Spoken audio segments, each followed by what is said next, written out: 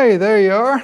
Good to see you again. Thanks for stopping back by the shop. You know, if you own a Panhead, like I'm fortunate and blessed to do, they're kind of like kids. The minute you go to bragging on them, they'll throw the biggest fit ever.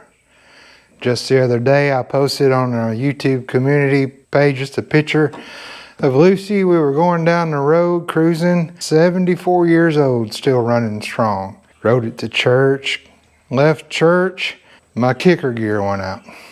I kicked and kicked and kicked and kicked probably 30 times. Now when I first got this Panhead, it was like a one kicker, bite. Once you went through your startup kind of procedures, one kick with the key on and she was boom there. With its kicker gear out, I don't get a full kick. I get maybe a quarter of a kick, and it's just not enough rotation to get this thing fired up. Have you ever rebuilt a 4-speed kicker box?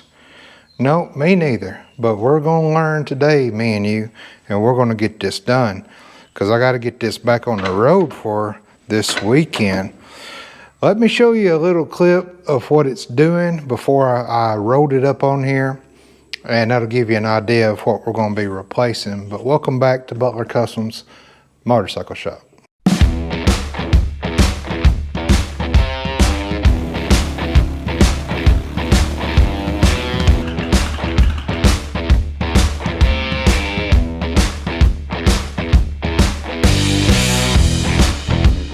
All right, here's what she's doing. I don't like to do this in tennis shoes, but I just want to show you what she's doing. See how it's kicking through? So that's an issue. That's what it's doing. All right, so here's what we're working with. For my bike, it does the 36 through the 86. Made in Taiwan, I know, but it is what it is. Alright, comes with some instructions that we'll definitely be using. There's everything that comes in the kit. And there's an exploded view. And then the step-by-step instructions look to be kind of like they copied it out of the service manual. So the starter crankshaft, that's what your kicker goes on there. We got one of those. So all of our washers and bolts and things like that are going to be on there. We got a new gasket. We have our new bushings. So there's the bushings, and that's the O-ring that sits in there that keeps the transmission fluid from coming out where your spring on your kicker is. That's the starter crank gear. The main shaft starter gear, the starter clutch gear, the starter clutch spring. So that's all of our parts that we'll be installing today. I believe you're supposed to drain the transmission fluid, but we're just going to pull the gear and let the fluid run out because my main seal on the other side, on the clutch side, is leaking. It's got that, that kind of a cork board gasket. Terrible design, but that's just what it is. They leak, and then they're a pain to replace. So I haven't replaced it yet. Just before I go ride on a Saturday, I'll just top this off, and it leaks. So when we get to the other side, you're going to see, oil everywhere, but that's fine. It doesn't leak that bad to where I have to stop while I'm riding and put more fluid in it. I'll just top it off every time before I ride on the weekends, and then it's fine till the next weekend. That's my clutch lever right there. So when I pull the clutch, it pulls this in and releases. So we've got to get this off, but this is under tension. So I've got to go on the other side and loosen up my clutch cable so that then we can just get this arm off so it's not under tension. So my clutch cable adjustment is actually back here. It's not in the cable itself. So I've got to break this lock nut free and then run it back up here and then run my cable in so that relieves the tension. And old Lucy now, I want to tell you, she is not a show bike. I don't have show bikes.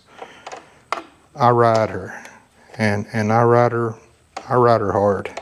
And this winter, I'm going to be replacing all these cables. They're just... Now with the cable loose over there, we can go ahead and just get this arm broken free. And I want to be careful with this housing. It looks old. It probably is very old. It's original. I don't want to be replacing this because I believe that the new ones, they're kind of like a chrome or a tin cover. To me, they just don't look as good as what we got now. So I'll pop that up with my ratchet. And it should just clear that, and then we can just push it kind of back out of the way. I'm just going to kind of break them free in a crisscross pattern. All right, now all of our bolts are out. So this kicker should be able to wiggle, wiggle, wiggle. Let's see where my fluid's going to go so I can try to catch most of it. All righty. So there's what's going on inside. It looks like this has been broken before and a new one welded on. They did not weld that too good.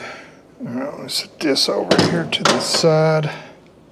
Pull my rod back out. Yeah, that still rolls good. There's nothing really wrong with that bearing in there. I bet this is my trouble.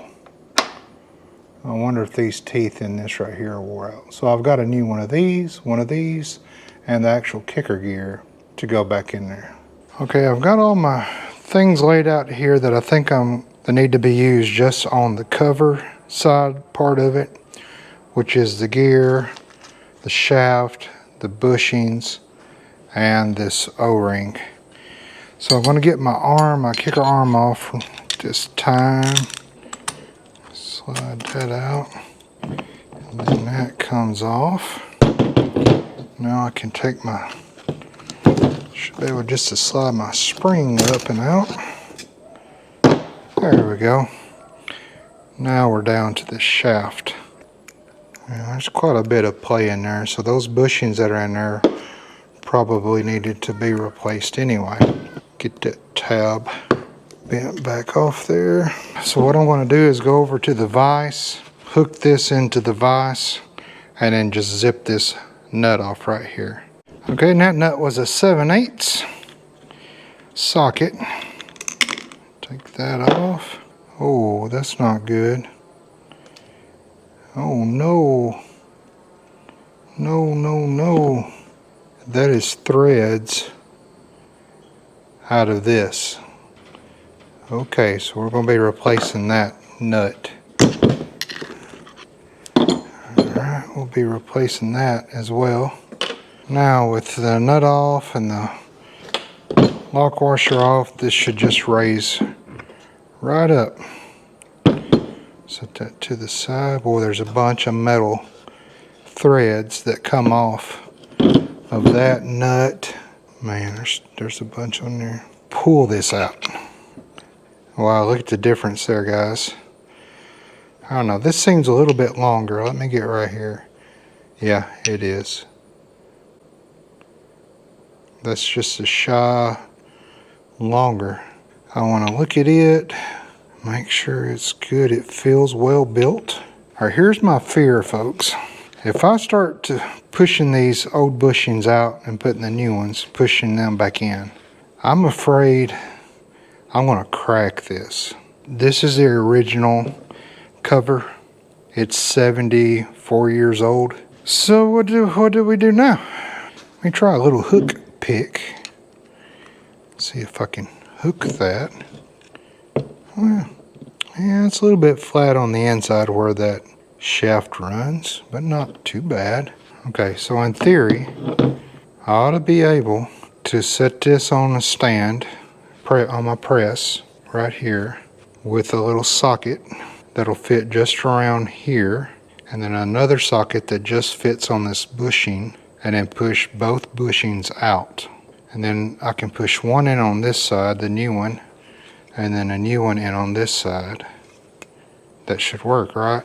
Oh, I'm nervous, guys. I'm nervous. Okay, that's what I'm going to try to do. All right, well, you're not going to believe it, but you got to, because I'm telling you, they come out great. The plan worked. Okay, so here's how I did it on the shop press. This part, I took a 32 millimeter socket and set on there. Then I took a 17 millimeter and set right on top, and that 17 fits just perfect over that. It's a little smaller than the bushing, so that's good, because that way this doesn't get stuck in here and, you know, swell out, split and crack my case here. So once I got that on there, I set this on here and I just shop press it down. When the two bushings come together, it actually went down fairly well. And then when the two bushings hit each other, I thought, oh no, I'm not going to get it any further. But it popped that second bushing, and the first bushing dropped out. Then I, of course, took it out of here, and this was sticking out, you know, a little bit. Then I just took an extension, put on my 17, put back over here, and then kept, you know, pressing down, and that fell out. So that worked really good. If you ever have to take these out, I mean, for me, that worked fine. And these bushings, you know, they're old. They are kind of scratched up inside and stuff, so, you know, not too bad. But these are a lot nicer. But what you want to do on these new bushings is you want the top of this to be flush with this, and the top of this one to be flush with this. That leaves enough room for your new O-ring to go in, and then this part is done. Okay, these went in really easy. Get that O-ring back in there, and then we can put our shaft in. All right, we got our O-ring in, got our shaft just, you know, just carefully now with the O-ring in there, slide it through, and now we're ready to put our gear on. Okay, so after reading the instructions, this beveled side of the washer does go toward the spring out here. So I just wanted to check, verify, make sure I had that correct. While viewing the end of the gear, the notch on the crankshaft should be in the 12 o'clock position, and the dowel pin on the gear should be in the 7 o'clock position. So the notch in the top of the crank gear shaft, 12 o'clock, and then 7 o'clock on the pin. I'll put this on this. I'm going to red Loctite this nut, and it says to torque the nut to 50 to 60 foot-pound. Alright, now I got that torqued down, red Loctite down, and then we'll just get this tab locked up here. I'm going to give it a good little pop. Stay up in there, and then that is done.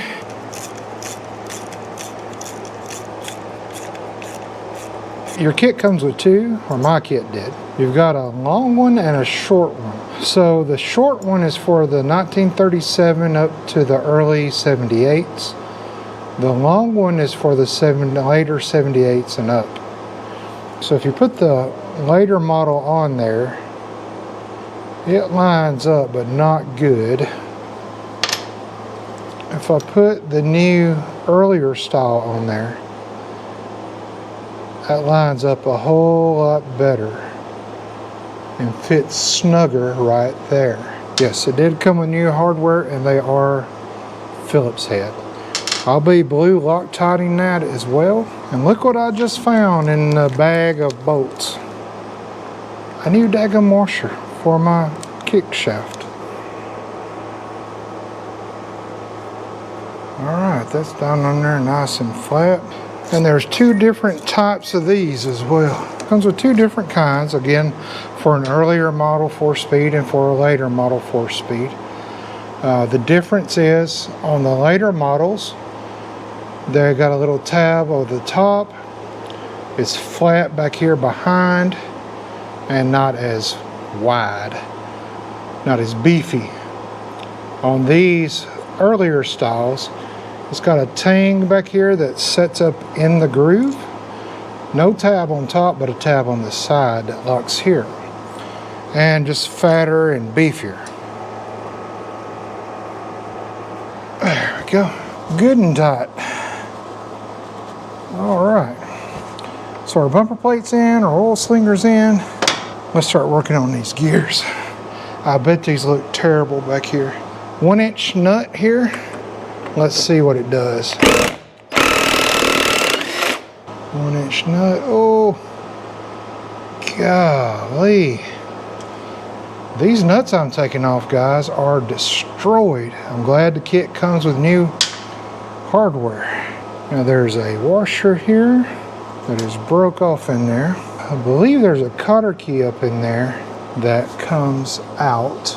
Okay, we are back. It's the next day. It is freezing cold out here. But I ran into an issue. I've got to get this off.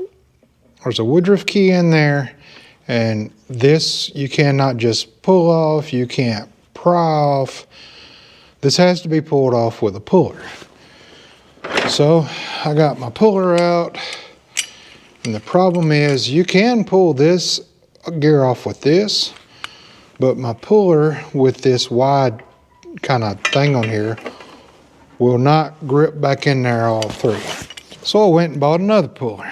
A little puller set at Harbor Freight. Different sizes, and I thought, well, surely the small size will fit up in there, but it doesn't. It just will not let you, with that spring in there, get up behind there.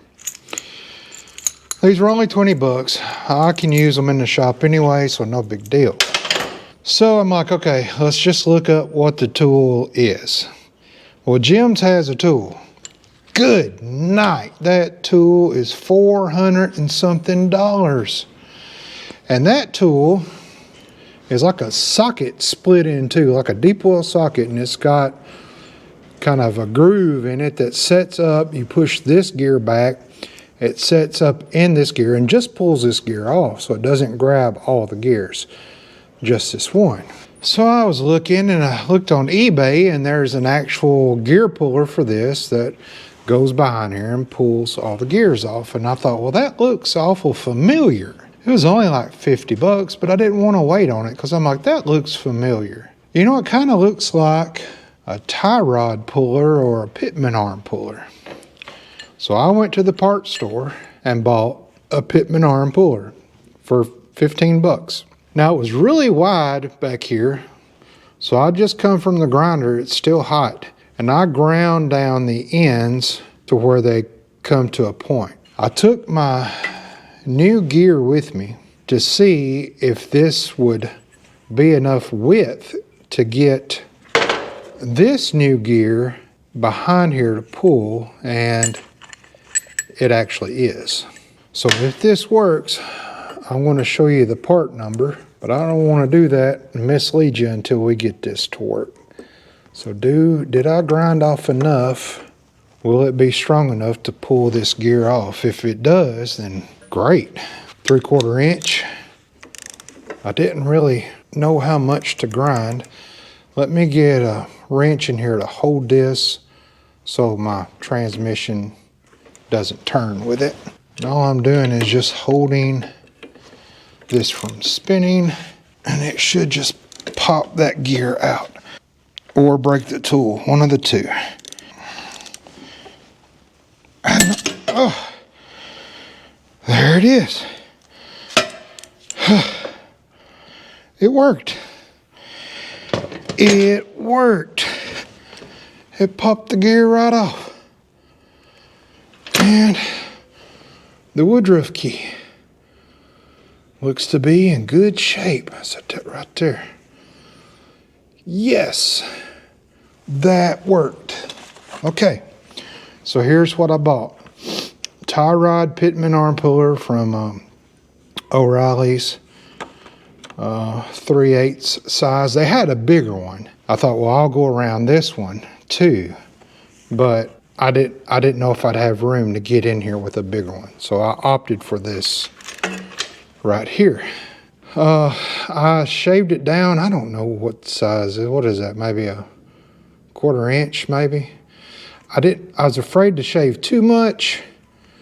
So I probably should have stopped and come and checked, but you can see there, maybe you can see where the teeth kind of dug in, but it worked.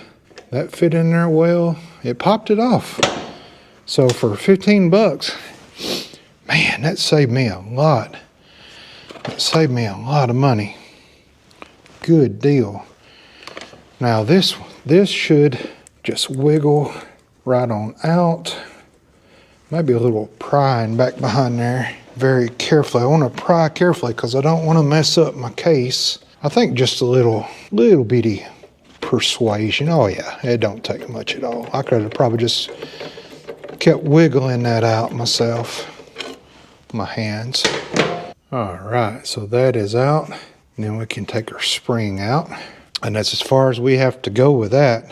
That is the problem. And see how far down these go? And look how shallow these are. See the difference in height on these gears, teeth, and the shallowness of these teeth. So what was happening is when these meshed together, they didn't have enough depth to go in to keep it from, or to keep it locked in when I kicked.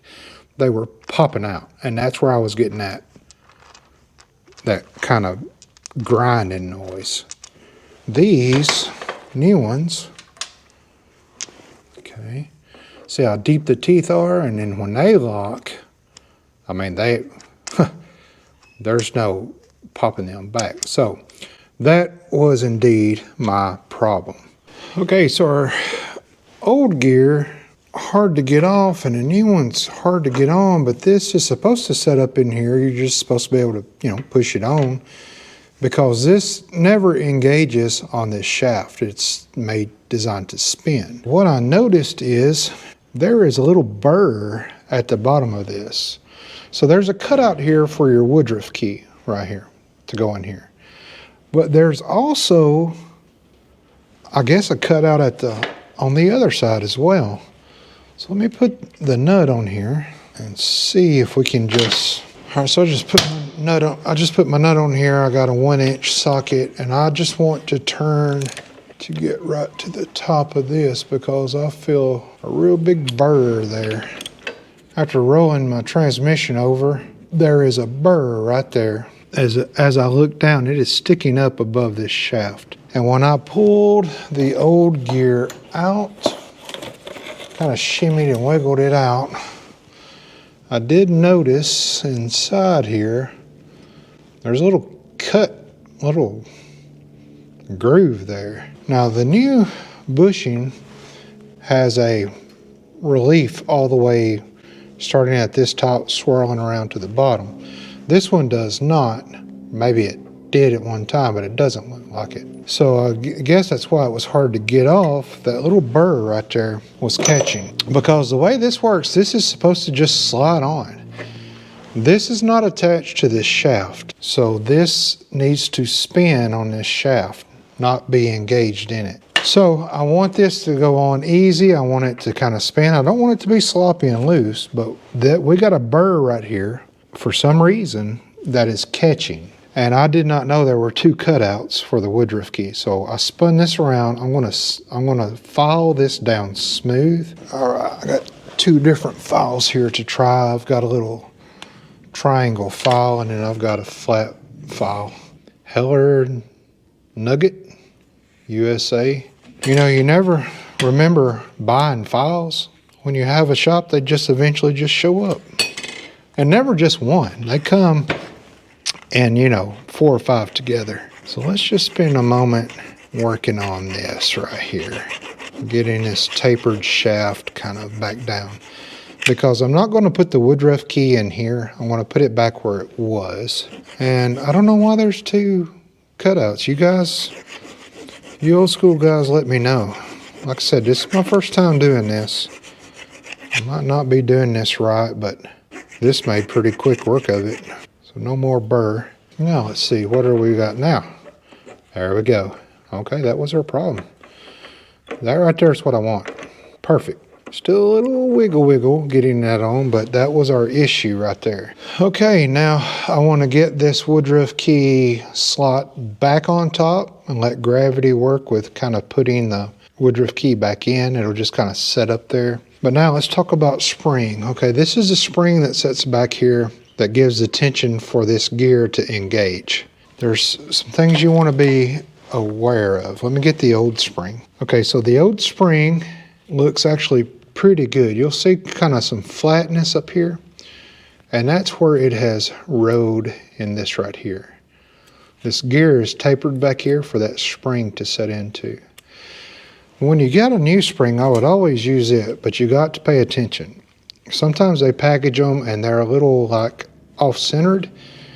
This spring has to compress, and it has to compress in on itself. So if it doesn't do that well, like this old one, then you're going to have issues. Your gear, since it's not pressed on, is going to be, if it doesn't set flat like this in on itself, then the gear's always going to kind of be cockeyed a little bit, and that's going to give premature wear. Also, your spring height, you want to check that, because these springs, the new ones, sometimes you need to put them in your fingers and run your thumbs up here, kind of decompress them a little bit so there's not that much tension. But when I look at these, this one's just a hair lower than the one that come out. My guess is the way this sets up, if you look at how much more this is compressed out and look at the angle it was on, when you compare them, that gear was running crooked and it blew my teeth out. I would like to put this on. I want to make sure I get that set up in there. Then I want to just kind of wiggle that back on. There we go. Now I do want to put it in gear and get my woodruff key slot up here at 12 o'clock. There we go. All right there. Now this did come with a new woodruff key in my kit, so I will be using that. Then I will take my new gear, I will line it up. Oh, good grief. And now I'll put my gear on the right way, which that goes in, just like that. You know, kind of easy when you actually have the gear turned the right way. Now we do have this that sets, supposed to set, now I need red Loctite, and this is a 1 inch. Let me look up the torque on this. It's here in my instructions. Tighten the nut to 50 to 60 foot-pounds. We'll start at 50 and then see how that goes. Now I don't have a transmission lock, but I still have my transmission hooked up. So it is still in gear. I can put the wheel down, that'll help a little bit. I can actually put it down in first gear, that'll help even more. And we'll see if that'll give us 50 foot-pounds of torque here. So all that's left now that all this is installed, and that is rocking out good. I love that. Oh, this is going to kick so much better. I want to clean up around all the gasket stuff. I want to clean out in here because those teeth had been chewing on each other for a while. We got our bump stop in. We got our oil deflector in. We have our oil slinger. We've already checked the bearings in that. Everything feels good on that. Our rod looks nice and good. I will clean this up a little bit just so it slides a little bit better, but everything looks good on that. Okay, we're ready to go back on with the cover now. And I took my gasket, I lightly coated it on all sides. On anything with a panhead, it tells you put your gasket on, but put gasket sealer on both sides. Because back when they machined these bikes, a lot of them were hand machined. I mean, there was no automation process where everything was made the same. So there's going to be some gaps and things like that the sealer just helps kind of seal it. I use a good a car mechanic friend of mine get me turned on to this L-Ring Durco HT Gray. I use this on everything. Really good stuff. So I've got that on there. Now we're ready to put our cover back on. Now when we put our cover back on, here's our clutch mechanism down in there working. And you've got this big clutch oil slinger that sets back in here, and it sets kind of behind this gear. So you're going to have trouble lining things up unless you do it the easy way. So I've got my rod here, I've got it lined back up, and what I want to do is just go ahead and start. I don't want a bunch of oil running all over my new gasket down there, but I don't necessarily want it just dry either. And then what I want to do is just kind of get that run in about halfway, about like that. We want to make sure that our gear is clocked. Remember, the little cutout in the shaft is at 12, so this should be at 7. And then surprisingly on the other side, when you go to put it on, the little cutout for the spring is actually at 7 o'clock on this side as well. And I'm going to make sure that my little tip here fits inside this little slot here for that. And you might have to take it, the rod all the way out. That's okay. Just make sure that you get it down in there where it's supposed to go. There we go. It's sitting in there. Then I can take the whole thing together. I can make sure I'm still lined up. My 7 o'clock spot. And then I can just line everything up. It should go on just like that. Now, everything should be setting in there properly. I'm going to get me a couple acorn nuts started. They have lock washers with them. Let me slide my arm up on here just so I can kind of test this out. Oh, ooh, that sounds a lot better, doesn't it? I think everything's up in there good. Nothing feels in the bind. Oh, I know that's going to kick a whole lot better. The torques on the cover is 13 to 16 foot-pounds. So we'll go 15. So let me get all these on here with a kind of a crisscross pattern. Get the tab started inside there and just kind of keep walking it up on there. And that spring is kind of wore out. We'll try it there. I might have to put a piece of string in here and go on around, because I think I had to tighten this spring up where it was just so old. Now we're ready to go on with our kick, and I want my kick to be, my arm to be 12 o'clock up there. Yep, that was the key. There we go. All right, 9/16 I believe is what those were. All right, the only thing left now is to get our clutch arm back on. Kind of move our arm around and wiggle it down. Since we didn't replace it, it should fit back pretty good. So I just put a 9/16, kind of over the arm, and then used a mallet, rubber mallet here to drive it down. All that's left is to tighten up now our clutch cable itself and put some oil. 1.5 pints is what it says, but I like to get it off the lift, set it on its kickstand, and I put oil in it until it's almost up to where the plug stops. Hadn't started in a couple weeks, so let's see how she kicks. So I'm gonna give her a couple primary kicks. Oh, she's tight there. Okay, so that's my problem with my spring. So I do have to tighten that spring up.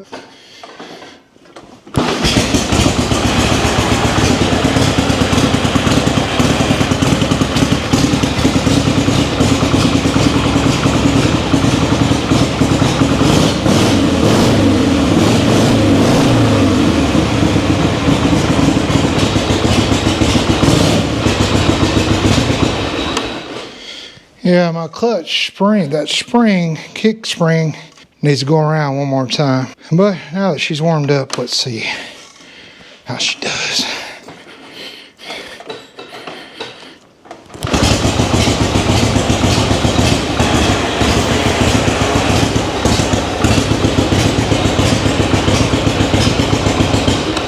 There we go.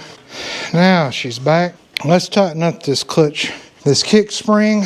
Probably should have just bought a new one, but it's easy to do. We can just pull this bolt out, pull the arm off, put a new spring on there. Just doesn't have enough tension anymore to throw this back up. Whoo! It's gonna be stout now. I do need to replace that. Shouldn't have to be that tight. Now let's see how she kicks. I just want to make sure she kicks back up. That my lever comes back up.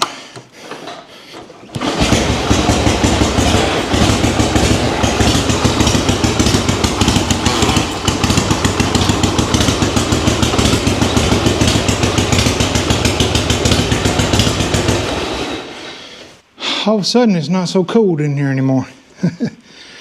But there you go. We successfully replaced that kick rebuild kit. We successfully installed that. I'm going to order a new spring on the outside because now it's really tight and it'll bite back on you real easy. I'm going to get that replaced. You shouldn't have to go around it twice like that. I don't know how old it is. It's black, it's not chrome, so I don't know if it's original, I don't know. I absolutely love my Made in the USA Kickstarter pedal. Actually, the guy I bought this bike up from, I told him I was, taking it down to the frame, rebuilding it, painting it the way I wanted to. He said, if you get rid of that pedal, I want it. I said, no, that's the coolest part of the bike. I'm keeping that pedal. So I'm glad I got to reuse a lot of the originals things, but man, you saw those gears, they needed to be replaced. So now I'm getting a good kick every time through, and that's exactly what she needed. Now, like I said, she hadn't started in a couple weeks, and there's no advance, there's an auto advance on this. My plans with Lucy this winter, if I can afford it, is to rebuild the front forks.